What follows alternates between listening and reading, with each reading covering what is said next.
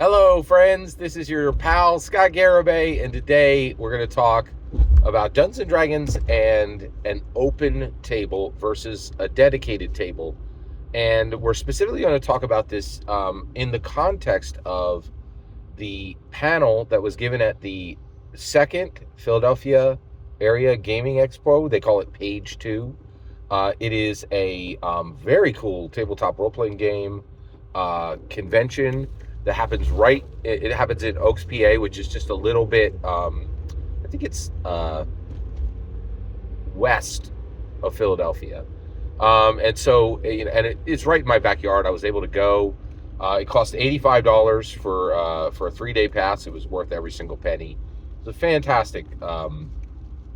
Absolutely loved it. I really loved the convention. And there was a panel there called Open Your Gaming Table with Justin Alexander. Just one panelist, right? Now, who is Justin Alexander? You know him. You might not ever seen him, but first of all, he has a great website that's been really curated over many years with a lot of amazing content called the alexandria.net, okay? But the biggest reason why you're likely to know him is I have a ritual. So I go to Barnes and Noble. I go probably twice a month, right? And I'll go and I'll get a Starbucks drink, and I'll peruse the new books, and I'll take a book off the shelf, sit down at the Starbucks, read it, right? And I don't buy a book at Barnes and Noble every time I go, but I would say 1 out of 5 times I go, I buy. And then at the end of the year, I will often buy, and then like 2-3 times a year, when I'm shopping for books for friends, for something I need right away, I'll often just, roll over to the Barnes & Noble, pick it up at full retail, and just buy it because it's more convenient. At Christmas time, I'm like, I need this book. They got it on the shelf. I don't know if I'm going to be able to get it shipped by. So I'd say I'd spend between, on a bad year, 200, on a good year maybe 400 at Barnes and Nobles. Also, they carry Lego, and so that's my journey with but so you want to be a game master. Every time I go back to the manga, every time I go back to the American comic book graphic novels, every time I go back to the science fiction section, right, science fiction novel section, Justin Alexander's books right there. And this is a big deal, right? Because there were a lot of special guests at Philadelphia Area Gaming Expo. And I really loved that some of their guests had 100,000, YouTube sub buttons. And some of them have, their greatest accomplishment is having, a 30-page adventure on Drive-Thru RPG, right?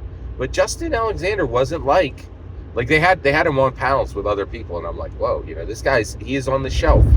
This guy's book is on the shelf in every Barnes and Noble in the country, right? That is, and actually, frankly, probably all over the world, right? Like, that's a big freaking deal, right?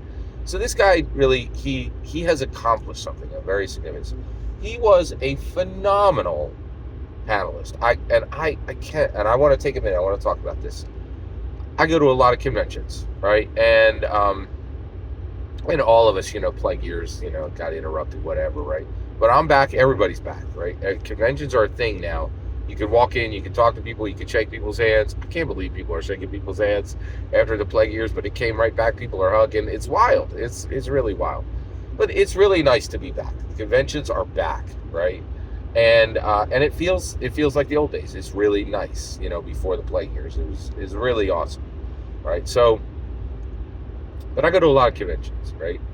And what I do at conventions is generally panels, right? And the reason I do panels, I would love to sit down and play Shadowrun and Dungeons and Dragons and Shadow Dark and a million other games, right? But they're these 4-hour blocks, and I don't do 4-hour games. I just don't. That needs to die so bad. So I do mostly panels. So I know what I'm talking about when it comes to panels. I've sat in 100+ panels easily, right? And what's really frustrating, so I used to go to a convention called PhilCon, right? And they had a problem there, right? They actually talked about it. They had this panel that were like, hey, do you want to be a panelist, right? And one of the people said the quiet part loud. They're like, every year, we get like, I think they get between 500 and 1,000 people at that thing every year. And they're like, yeah, we got these panelists who've been panelists for 20 years. And they just expect that they're going to be a panelist. And every year we have this conversation. We're like, hey, maybe the person, invite the same panelists every year. We get new ones, right? And then they said a lot of these old panelists just get just get planted into a bunch of panelists because, their group who chooses, the power players are like, oh, you got to put in Schloppily-do, right? They've been here for 20 years. They were writing Asimov from the beginning. Can't invite, can't let them tend as a guest. They got to be a panelist, right? Like, and these sad sacks, they just get up there. They ain't prepared nothing. And they're like, oh, you are all blessed to just be in my presence. Let me tell you about the science fiction book I wrote in 1972, right? It's you just hear the same tired crap every time. And I could smell them a mile away. So many of these panelists, you get in there and they prepare nothing. They're like, you're graced to be in my presence. Now let me tell you the same sad, stupid story I told at Dragon Con 3 months ago, and that you hear for the last 3 years. And then the old people will laugh, and the young people will walk out the door. And it's so bad. It's so bad. So I go into this panel, right?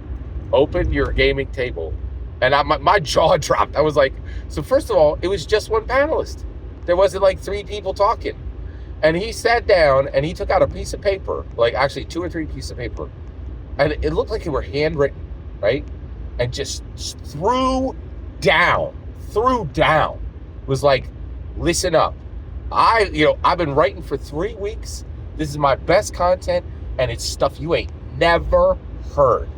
This ain't some tired, sad sack, regurgitated story that I told at Dragon Con 3 months ago. I picked the topic, researched it, and I'm pouring out the best ideas from my mind, my heart, and my spirit. You have every bit of me for this panel. I was like, what is happening? Like, it was so good.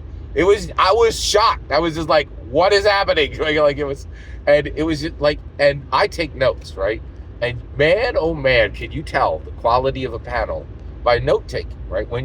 I could not, like, I just write down bangers. I was losing bangers because I couldn't write them down fast enough. It was bonkers. Like, it was just so wild, right?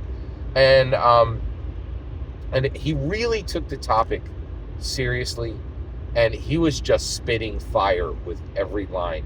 New stuff, unique stuff, and just a panelist who was fully aware that you had honored them by coming to listen to them, and they wanted to honor you with the best ideas they had, the freshest idea, right? I'm an evangelical Christian. Like, it talks about it in the Bible. They're like, hey, I know you do your parties, right? You bring out the old wine, you bring out the new stinky wine. Everybody gets a little tipsy. You bring out the fruit that's been around for 3 days. You bring out the sheep that got slaughtered 3 days ago. This guy, man, it was fresh wine. Grapes that were picked off the vine, right? Sheep that was slaughtered that morning, braised, covered with the best spices. Like, it was so good. So good. I could not believe it, right? And so so this one video, right? I didn't even talk about what he talked about in the thing. I didn't really give you the thing. But man, oh man, get yourself to Philadelphia area gaming expo next year, because this wasn't the only guy. Everybody there, right? Everybody there, with one or two exceptions.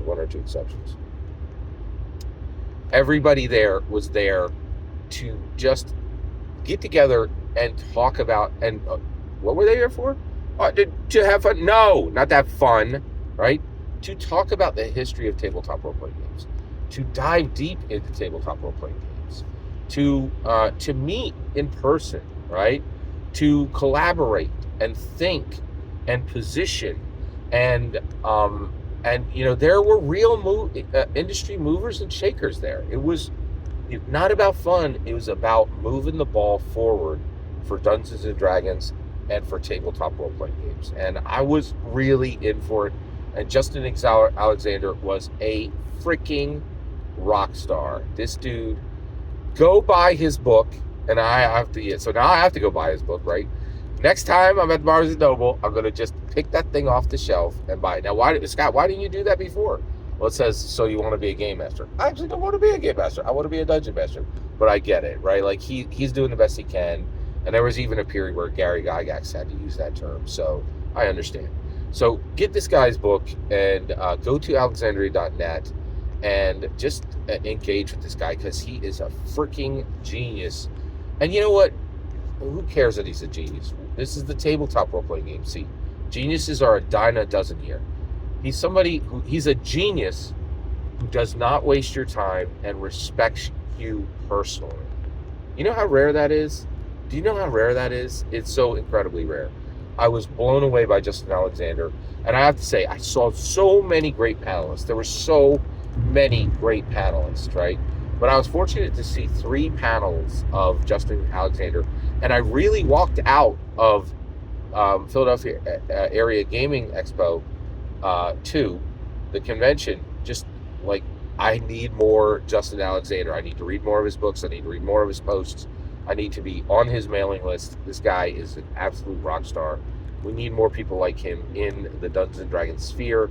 Every single word you just heard is my humble opinion. Nothing more, nothing less. The important part is when I get to hear your humble opinion. When you get in the comments and send your traffic, please consider like subscribing and have a fetch millennium.